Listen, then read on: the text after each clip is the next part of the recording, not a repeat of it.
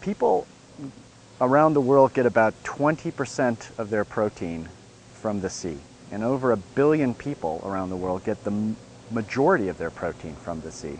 So when fisheries collapse, people are hurt. The fishermen are hurt in terms of lost jobs, but the people that depended upon that food are also hurt. And so this is especially true in local communities of the developing world, where so much of the local production of seafood gets consumed by local communities, that a collapse of a fishery directly affects those local communities.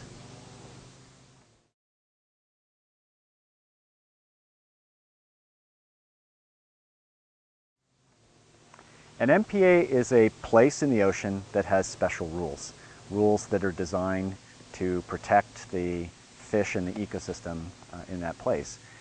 MPAs have been put in place for several decades now. I mean, there historically have been places where communities have protected parts of the ocean that go back for centuries. But formal designation of MPAs really started within the last 4 or 5 decades. So it's a relatively new phenomenon. And they can be, at one extreme, they can be rules such as you can't take anything out, and we call that a no-take marine reserve. There are also other kinds of protected areas where the restrictions are not as strong. The idea of a no-take zone is to allow all of the species that are fished to replenish their populations, grow larger in size, grow more abundant. So by putting protected areas around no-take zones, you can have the no-take zone be a seed for the protected areas around it.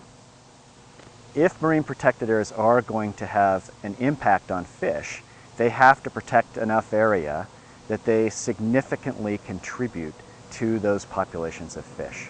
And so it can't be 1 or 2%. That's not going to have enough of an effect on the fish to where we would see any real benefits. So scientists have recommended a variety of different levels, as much as 20–30% in some cases, to really achieve broad benefits. And the more area that is protected, the broader the benefits to the fish. But if too much area is protected, you can start restricting the potential benefits to people. And so it's a balance between providing enough benefits to the fish and then still leaving plenty of area for those benefits to spill over to people outside.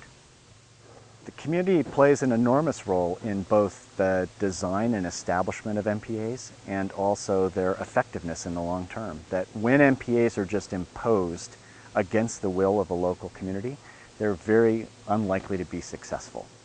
But when they are created with the active involvement and support of the community, they have a much higher probability of being successful.